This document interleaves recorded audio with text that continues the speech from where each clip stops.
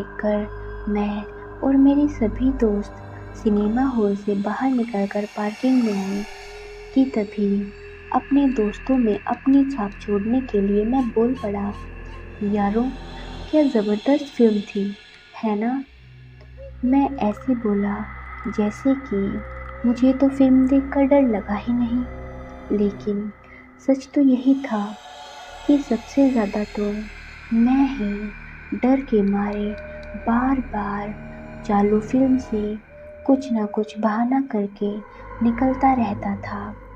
मेरा एक दोस्त बोला, हाँ ये तो सच कहा तूने कि फिल्म ज़बरदस्त थी, पर तेरे बहाने तो उससे भी ज़्यादा ज़बरदस्त थे। मेरे दोस्तों ने मेरे झूठे दिखावे को बड़ी ही आसानी से ज़मीन पर पटक दिया। मैं बोला, नहीं नहीं, मैं इतना भी नहीं डरता ऐसे फिल्मी भूतों से। ऐसे ही सब टूटे फूटे बहाने और मस्ती मजाक करते करते हम सब ने एक दूसरे से विदा लिए और घर की ओर निकल लिए। आज पूरा दिन दोस्तों के साथ घूमा था। शाम को फिल्म देखकर साथ में डिनर का भी प्रोग्राम किया था। सारा दिन बहुत अच्छे से बीता और हम सब ने पूरा दिन बहुत मस्ती की। घर पहुंचा तो पता चला कि रात के 12 बज चुके हैं। घर के सभी लोग सो गए थे, बस मम्मी जाग रही थी। मम्मी ने पूरे दिन का हाल पूछा और फिर थोड़ी सी बातें करके वो अपने कमरे में चली गई। मैं भी थक चुका था तो सीधा अपने कमरे में चला गया। अपनी छोटी सी भतीजी को भी नहीं मिला, वैसे भी वो सो चुकी थी। अक्सर मैं उसे रोज़ सोने से पहले गुड नाइट कहता हूँ। वो मुझे बड़ी प्यारी लगती है। वो भी अपने इस चाचू को बहुत चाहती है और हमेशा अपनी शरारतों से परेशान करती रहती है।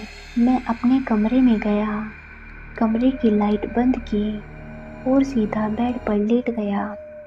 इतना थक चुका था कि कपड़े तक बदलने की हिम्मत नहीं थी। रात के 3 बज रहे थे। मैं गहरी नींद में सोया हुआ था कि अचानक मेरे कमरे की खिड़की धड़ाम करके खुल गई। अचानक से हुई जोर की आवाज़ से मैं एकदम से उठ गया।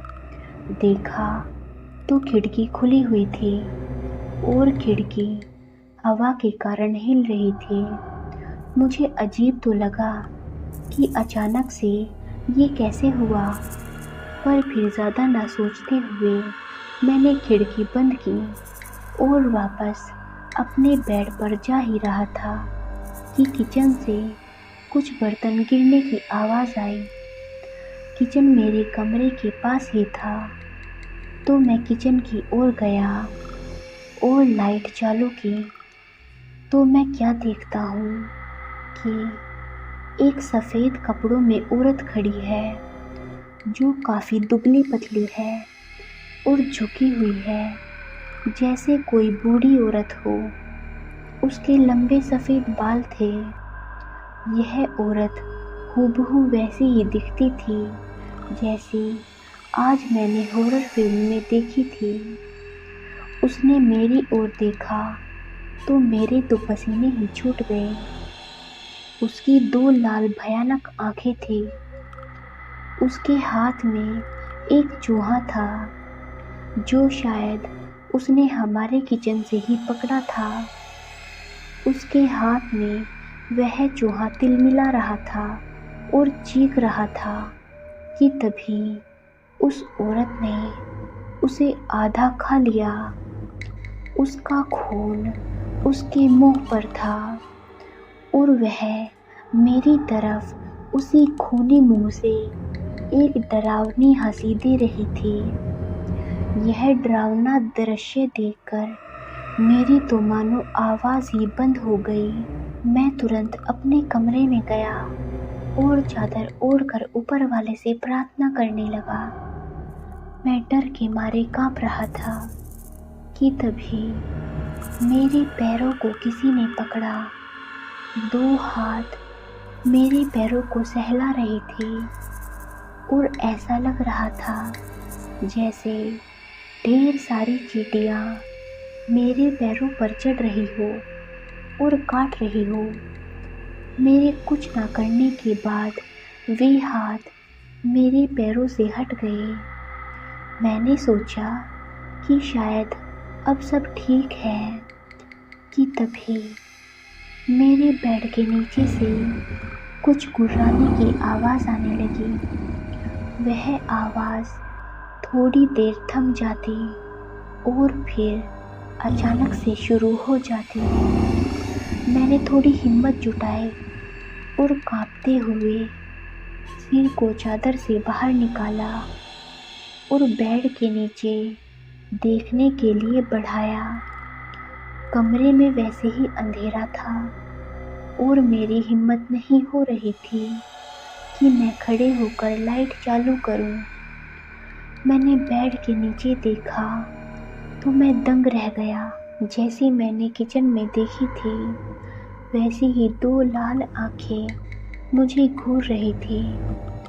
अब मेरी हिम्मत टूट चुकी थी और मैं चिल्लाकर कमरे से बाहर निकला और सबके कमरे के दरवाजे खटखटाने शुरू कर दिए, मगर कोई सुन ही नहीं रहा था। बहुत प्रयास किया पर कुछ नहीं हुआ, तो मैं घर से बाहर निकल गया और घर के बाहर बगीचे में रखे बड़े से झूले में ही लेट गया। अरे यहाँ क्यों सोया है? सुन रहा है कि नहीं? सुबह हो गई, अरे उठ जा। मम्मी की आवाज़ सुनकर मैं नींद से उठा।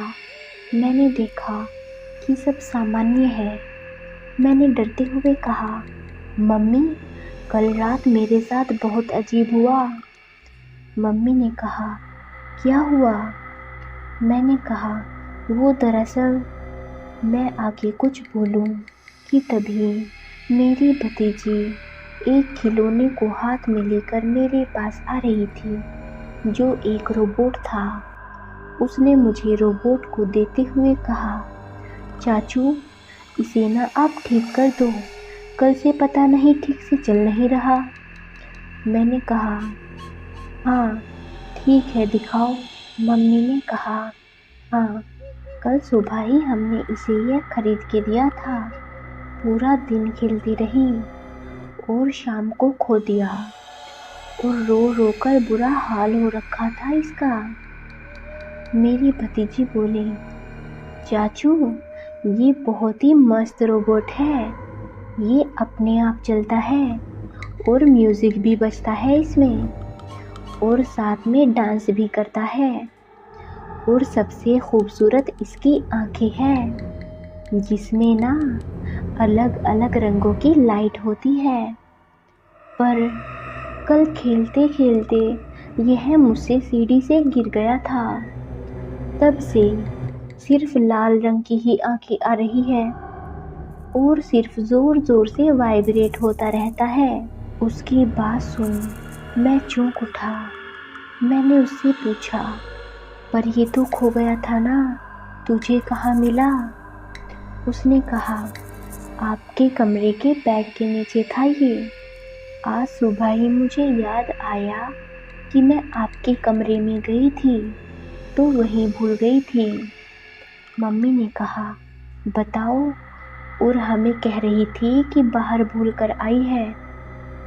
मैंने रोबोट की आंखें देखी तो लाल ही थी, बिल्कुल वैसी ही जैसी कल रात मैंने अपने बेड के नीचे देखी थी। मतलब मैं इस रोबोट से डर गया था। तभी मम्मी ने मुझसे पूछा, वैसे तूने बताया नहीं कि क्या हुआ था तेरे साथ कल रात को? मैंने कहा, कुछ नहीं, बस पूरा सपना था। मैंने बात को टाल दिया क्योंकि अब क्या बताऊं कि कल रात मैं इस रोबोट को देखकर डर गया था, लेकिन अगर वह मेरा सपना था तो मैंने किचन में क्या देखा था? और वह बेड पर मेरे पैर को कौन सहला रहा था? आशा करती हूँ कि यह कहानी आपको पसंद आई होगी। इस कहानी पर आपकी क्या राय है, हमें कमेंट करके ज़रूर बताएं। कहानी पसंद आई है तो लाइक और शेयर करना बिल्कुल भी ना भूलें। चैनल पर नए हो तो चैनल को सब्सक्राइब ज़रूर करें। धन्यवाद।